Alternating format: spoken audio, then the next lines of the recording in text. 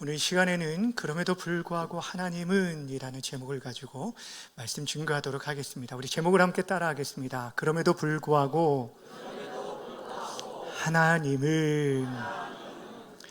우리가 지난 시간에 레위인들이 지난 과거를 돌아보면서 그들과 함께 하신 하나님이 어떤 분인지를 고백하면서 온 백성들로 하여금 하나님을 함께 송축할 것을 권하는 장면을 보았습니다. 우리가 송축할 하나님이 어떤 하나님이라고 말씀드렸냐면 온 세상을 창조하시고 다스리시는 창조주 하나님이시며 모든 언약을 신실하게 이끄시는 구속자이시며 또한 인생들에게 영과 육의 필요를 채워주시는 공급자 하나님이라고 말씀드렸어요. 중요한 것은 이 이스라엘의 하나님이 바로 저와 여러분들의 하나님이심을 믿으시길 바랍니다. 그 인도 가운데 우리가 지금도 저 하나님 나라 향해 걸어가는 거예요. 근데 오늘 본문에 보면 지난 시간에 살펴봤던 하나님의 그 크고 놀라우신 일하심의 역사와는 완전 대조적인 그런 반전의 모습을 보게 되는데, 무엇이냐면 그 하나님의 은혜에 대한 이스라엘의 반역에 대해서 오늘 소개해주고 있습니다. 특별히 크게 두 가지의 대조적인 모습을 계속 보여주고 있는데, 하나님의 한없는 은혜와 함께 이에 대한 이스라엘의 계속적인 반역과 그런 불순종의 모습을 우리에게 보여주고 있다라는 것입니다. 그런데도 불구하고 그 모든 상황 가운데 하나님의 변함없으신 그 은혜와 긍휼을 오늘 성경이 우리에게 기록해 주고 있습니다. 여러분, 우리가 오늘 본문 말씀을 대하기 전에 먼저 좀 생각해야 할 것은 하나님께서 왜 이스라엘 백성들을 택하여 주셨는가, 또 그들을 애굽 땅에서 구원해 주시고 그들에게 계명과 율법을 주신 이유가 무엇일까? 여러분, 하나님께서 이스라엘 백성들로 하여금 그 모든 것을 통해서 그들을 구원하신 하나님이 어떤 하나님인지를 알고 이 세상의 헛된 신이 아니라 살아계신 참 하나님을 경외하고 섬기도록 하기 위함이었습니다. 또한 하나님께서는 이스라엘 통해서 열방인 가운데 당신의 복을 전하고 또한 저들이 하나님을 영화롭게 하기를 원했다는 거예요. 다시 말하면 하나님께서 이스라엘 백성들 택하시고 자기 백성 삼으시고 그들의 하나님이 되어주셔서 저들을 통하여서 영광 받으시기를 원하셨다는 거예요. 그런데도 불구하고 문제는 무엇이냐면 하나님 은혜로 택하시고 구원해 주시고 인도해 주시고 공급해 주셨는데도 불구하고 이스라엘 백성들은 그에 합당한 반응을 보이지 못했다라는 것입니다. 그들의 반응을 한마디로 말하면 그러나의 반응을 보였어요. 배역과 불순종과 반역의 반응을 보였다라는 거예요. 마땅히 보내야 할 감사와 순종과 찬양이 아닌 불순종과 반역의 반응을 보였다는 거예요.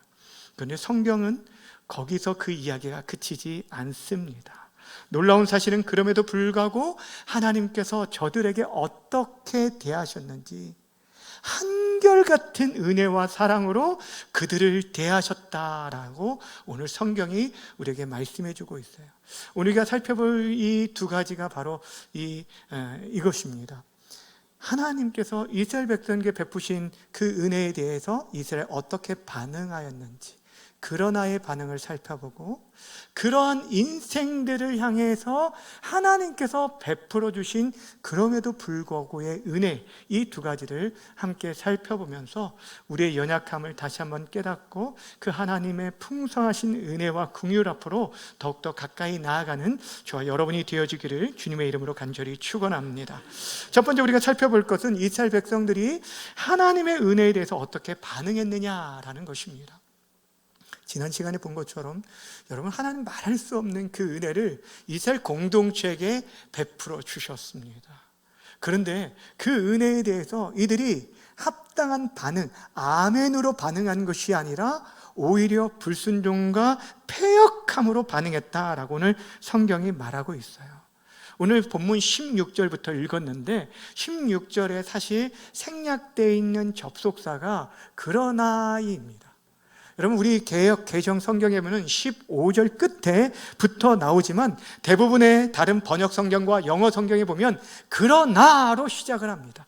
무엇을 말씀하고 있냐면 이스라엘 백성들이 하나님의 은혜를 받고도 그들이 정반대의 반응을 보였다는 것을 강조하기 위해서 그러나 저들이 이러이러하게 행동했다라고 말합니다. 하나님께서 그들에게 먹을 양식과 마실 물을 주셨고 또한 약속하신 땅으로 들어가라 라고 명령하셨는데 이들은 하나님의 뜻을 저버리고 따르지 않았다는 거예요. 16절과 17절 전반절까지 함께 읽겠습니다. 시작. 그들과 우리 조상들이 교만하고 목을 굳게 하고 주의 명령을 듣지 아니하고 거역하며 주께서 그들 가운데서 행하신 기사를 기억하지 아니하고 목을 굳게 하며 패역하여 스스로 한 우두머리를 세우고 종되었던 땅으로 돌아가고자 하였나이다. 아멘. 이런 본문에서 사용된 단어를 주목해 보시면 이들의 죄악이, 이들의 불순종이 얼마나 심각했는지를 알 수 있습니다. 여러분, 그들이 교만, 목이 고듬, 거역, 기억하지 못하고 패역함, 여러분, 이 모든 것들은 어떤 보면 불순종의 종합 세트와 같은 이들의 죄악된 태도가 완고한 것을 보여주고 있어요. 근데 본문에서 특별히 스스로 한 우두머리를 세워서 애굽 땅 종되었던 곳으로 돌아가자라고 했던 것은 민수기에 나오는 정탐꾼 사건을 말하고 있는 것입니다. 여러분, 12명의 정탐꾼 가운데 10명의 정탐꾼의 부정적인 보고로 인해서요, 이스라엘 공동체가 밤새 통곡하면서 모세와 아론을 원망합니다. 그리고 나서 이들이 뭐라고 얘기하냐면 자신들이 광야에서 죽었더라면, 애굽에서 죽었더라면 좋았을 것을 라고 얘기하면서 한 우두머리를 세워서 애굽으로 돌아가자라고 말했다는 거예요. 여러분, 이것은 왜 심각한 죄냐면 하나님의 구원, 즉 종되었던 애굽 땅에서 그들을 건져내신 하나님의 구원을 정면으로 부인하고 부정하고 거부한 것입니다. 여러분, 하나님의 은혜를 철저히 무시한 이것은 최고의 불신이고 중대한 죄악이라는 것이에요. 그런데 사실 여러분, 이스라엘 공동체는 이전의 이와 똑같은 패역한 일을 행한 바가 있었습니다. 모세가 시내산에서 하나님의 율법을 받는 그 기간 동안 모세가 더디 내려오니까 어찌합니까? 자신들이 우리가 우리를 인도할 신을 만들자라고 하면서 금송아지를 부어 만들게 되어집니다. 그리고 그것을 가르쳐서 이것이 우리를 인도한 신이라고 그 앞에 그들이 절하게 되어져요. 여러분, 이 세상을 창조하신 하나님을 지금 한갓 애굽의 한 우상에 불과했던 송아지 모양으로 만든 것은 엄연한 그런 우상 숭배이고 이거는 심각한 신성 모독이라는 것입니다. 그럼에도 불구하고 하나님께서는 저들을 포기치 아니하시고 저들과 약속한 가나안 땅으로 그들을 인도해 주셨어요. 23절입니다. 주께서 그들의 자손을 하늘의 별같이 많게 하시고 전에 그들이 열조에게 들어가라 차리하라고 말씀하신 땅으로 인도하여 이르게 하셨으므로. 여러분, 이들이 그들의 행위가 아니라 하나님의 신실함으로 아브라함과 언약을 신실하게 이끌어 가시는 하나님의 모습을 다시 한번 우리가 살펴보게 되어지는 것입니다. 이스라엘 백성들은 이로 인해서 자신들이 수고하지 않은 땅과 포도원과 감람원을 그리고 많은 열매들을 얻게 되고 하나님의 큰 복을 누렸다라고 성경은 말하고 있어요. 그런데 그들이 그 은혜에 합당한 그런 반응을 보이지 않고 또다시 그러나로 반응을 합니다. 26절 앞에도 그러나라는 단어가 생략돼, 접속사가 생략되어 있어요. 26절 함께 읽어볼까요? 시작. 그들은 순종하지 아니하고 주를 거역하며 주의 율법을 등지고 주께로 돌아오기를 권면하는 선지자들 죽여 주를 심히 모독하였나이다. 아멘. 여러분, 지금 보세요. 어떻게 했다고요? 그들이 순종하지 않고 거역하였고 심지어 주의 율법을 지키라고 보낸 선지자들까지 죽이게 되어지는 그런 모습을 보게 됩니다. 여러분, 하나님 보낸 사자를 거부한 것은 하나님 자신을 거부한 일이에요. 이러한 이스라엘 불순종은 반복적인 역사였어요. 어떤 역사였다고요? 반복적인 역사였다. 이것을 잘 보여주는 시대가 바로 사사 시대였어요. 하나님께서 저를 구원해 주시고 그들이 평안을 얻게 되어지자 이들이 어떻게 반응을 합니까? 하나님 앞에, 여호와 앞에 악을 행하게 됩니다. 자, 하나님께서 이방 민족에게 그들을 넘기시게 되면 이들이 그 고통 가운데 울부짖으면서 하나님을 찾게 되면 하나님께서 그때마다 하늘에서 들으시고 저들을 구원해 주셨어요. 그리고 저들이 또 다시 평안하게 되면 또 다시 악을 행하는 이 일들이 여러분 사사기에 7번이나 반복되는 죄의 쳇바퀴와 같은 그런 삶을 반복하게 되었다는 거예요. 여러분, 이들은요, 사람이 준행하면 그 가운데 삶을 얻게 되는 그 주님의 계명의 말씀들을 온전히 붙들지 않았어요. 듣지 않고 순종하지 않고 교만하여 목을 곧게 하고 자기 생각대로 살았어요. 한마디로 하나님을 하나님으로 인정하지 않고 자신의 주인으로 모시지 않았다라는 것입니다. 이것이 그들의 가장 큰 문제였어요. 여러분, 이사야 선지자가 그렇게 탄식했던 이유가 바로 여기에 있었어요. 이스라엘 공동체가 하나님의 심판을 받을 수밖에 없었던, 그들이 멸망할 수밖에 없었던 이유는 다른 것이 아니라 그들의 참 주인 되신 하나님을 그들이 인정하지 않았기 때문이었어요. 이사야 1장 3절에 보면 그래서 사도 이사야가 뭐라고 얘기합니까? 함께 읽어볼까요? 시작. 소는 그 임자를 알고 나귀는 그 주인의 구유를 알건만은 이스라엘은 알지 못하고 나의 백성은 깨닫지 못하는도다 하셨도다. 아멘. 짐승들은 그들의 주인을 알고 섬기는데 이스라엘 백성들은 그들의 참 하나님, 주인 되신 하나님을 알지 못하고 섬기지 않았다라는 것입니다. 여러분, 왜 이스라엘 백성들이 그렇게 패역했을까요? 하나님의 계명이 그들을 왜 그렇게 계속적으로 거역했을까? 그 하나님의 백성, 그 계명이 그들의 영혼을 살리는 생명의 말씀이라는 것을, 그들에게 행복을 주기 위해 주신 말씀이라는 걸 알지 못하고 자신들을 얽매이는 그런 족쇄와 같은 것들로 여겼기 때문이에요. 진짜 하나님의 말씀의 그 은혜들을 경험한 자, 그 말씀에 순종하면서 믿음으로 살아가 본 자, 그 말씀 앞에서 하나님을 경외하며 두렵고 떨림으로 살아가 본 경험들이 없었기 때문에 이들은 그렇게 하나님 말씀대로 살면 손해볼 것 같고 망할 것 같아서 그렇게 살아가지 않았다라는 거예요. 사실 여러분, 우리들도 그렇지 않습니까? 하나님께 우리의 인생들을 맡기고 살아가는 것이 좀 뭔가 불안하다고 느껴지는 거예요. 그래서 우리가 주일에는 주님 앞에 나오는데 일상의 우리의 삶 속에서 살아갈 때 하나님의 말씀이 우리의 삶의 기준이 되어놨는데 불구하고 여전히 세상의 가치가 우리의 삶의 방향을 좌지우지하는 일들이 얼마나 많은지 모릅니다. 말씀대로 살게 되면 실패할 것 같거든요. 정직하게 살면 성공하지 못할 것 같거든요. 주의를 온전히 지키고 11조를 드리는 것도 손해처럼 느껴질 때가 있다라는 거예요. 근데 여러분, 이런 모습은 전적으로 하나님을 온전히 신뢰하지 못하는 불신앙으로부터 비롯된 행동들이라는 거예요. 하나님께 온전히 맡기지 못하기 때문이에요.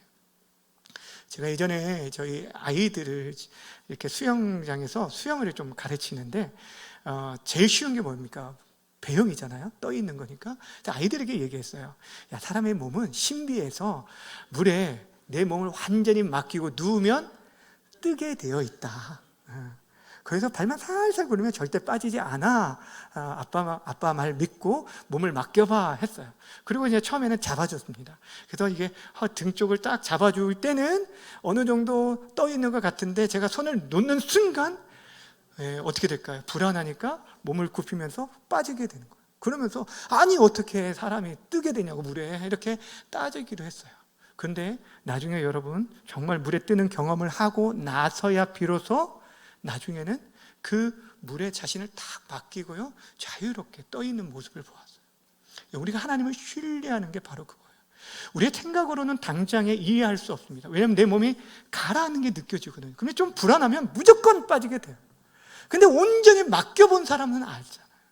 하나님의 말씀에 순종해 본 사람은 안다라는 거예요.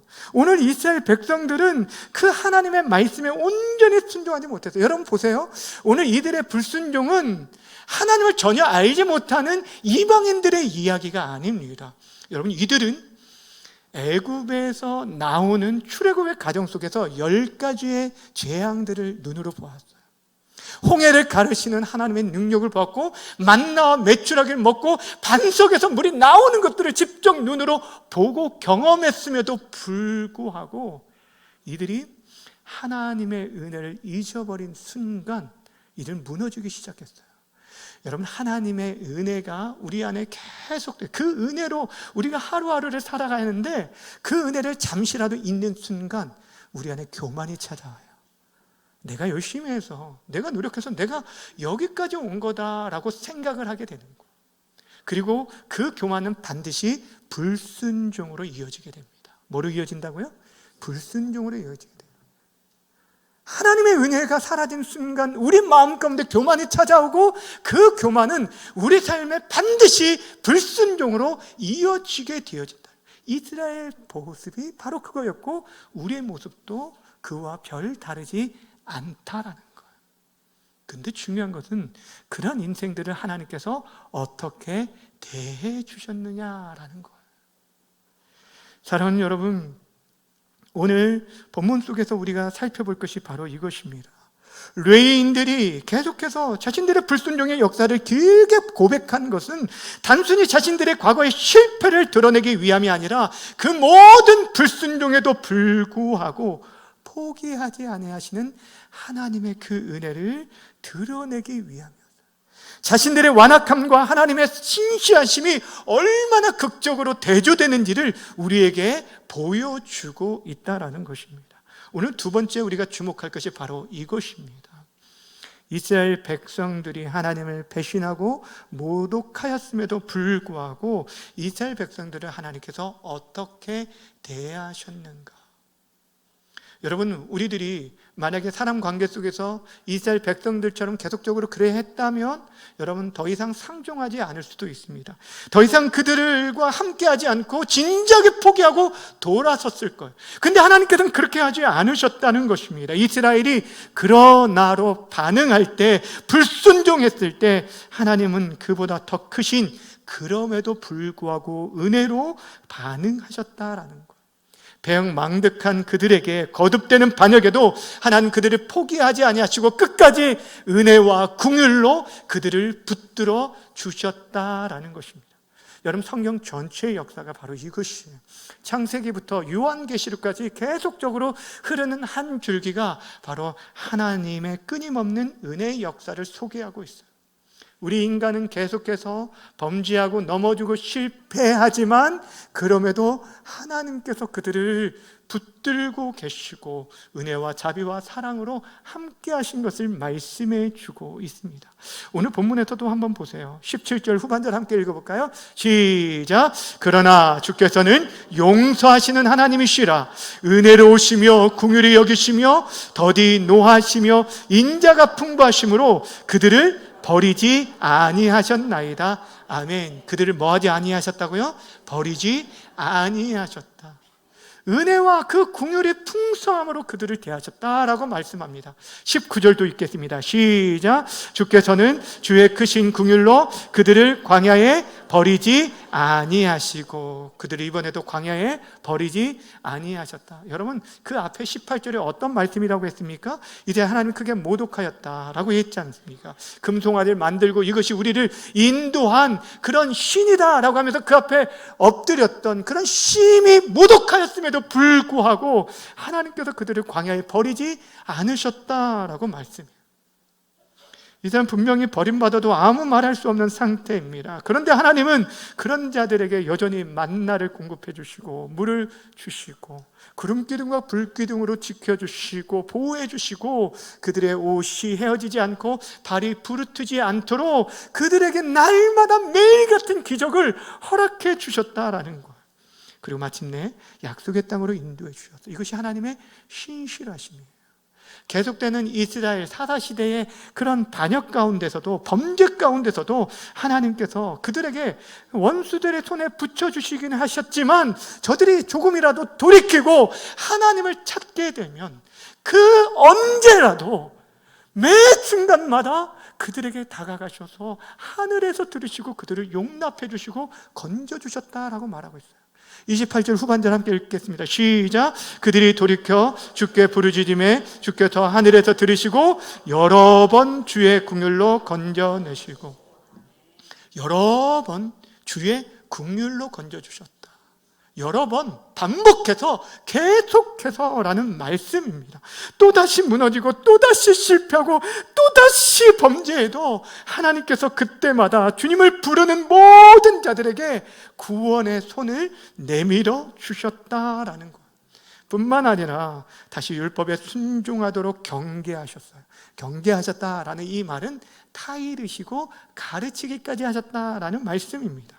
근데도 끝내 돌이키지 않았을 때 이들에게 아수르와 바벨론의 포로로 이렇게 사로잡히게 하셨어요.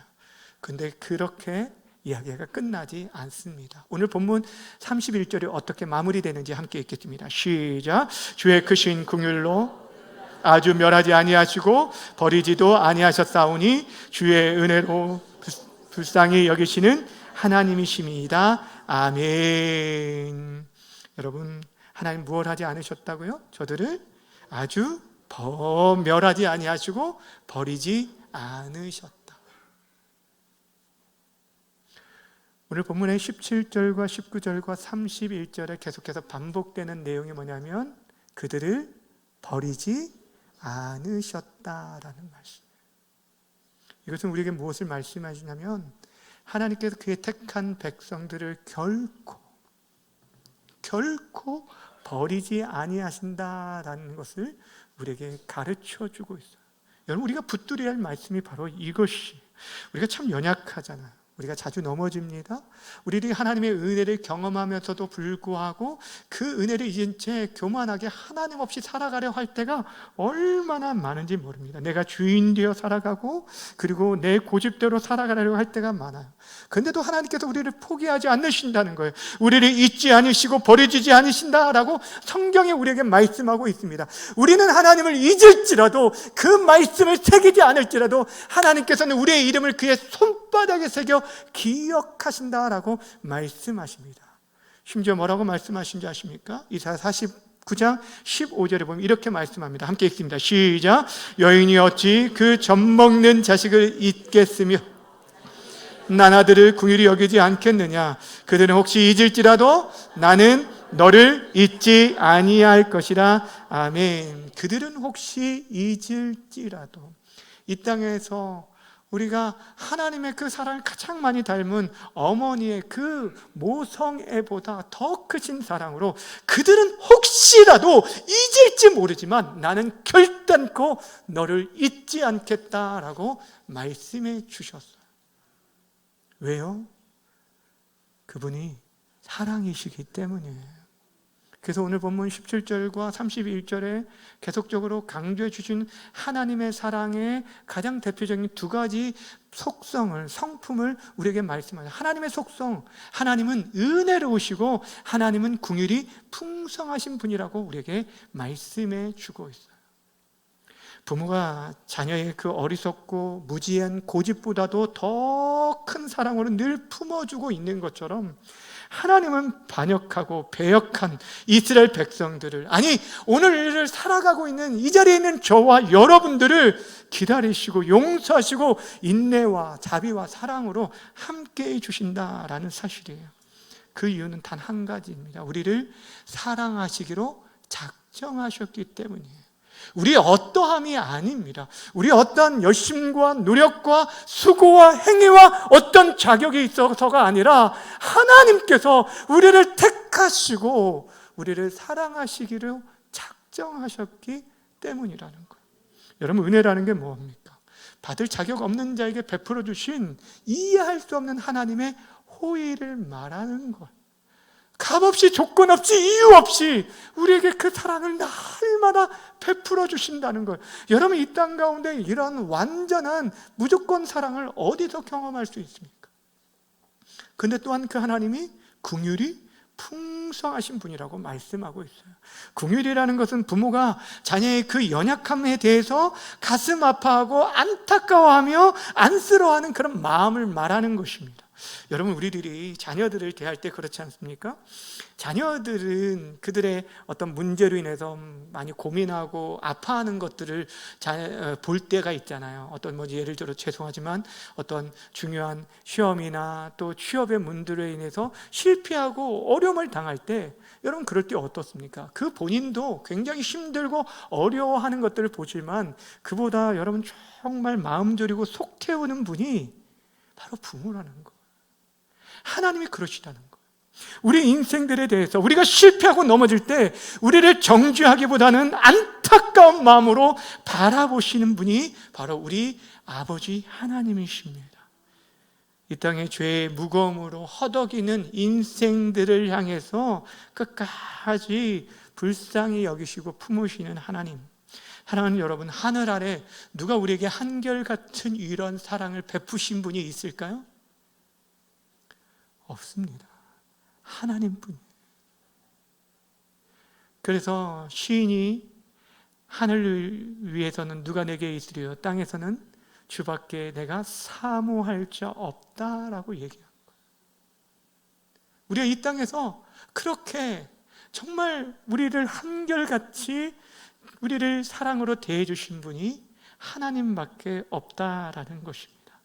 여러분, 우리가 붙들어야 할 것이 바로 이것입니다. 설령 우리가 넘어지고 실패하고 죄 가운데 우리가 빠진다 할지라도 하나님 우리를 포기치 않기 때문에, 그의 자녀를 향한 하나님의 긍휼과 사랑이 영원하기 때문에 우리들이 달려갈 곳, 우리들이 붙잡아야 할 것, 바로 그 은혜와 자비와 긍휼의 자리로 나아가는 것이에요. 하나님 결코 우리를 버리지 않으시는 분이십니다.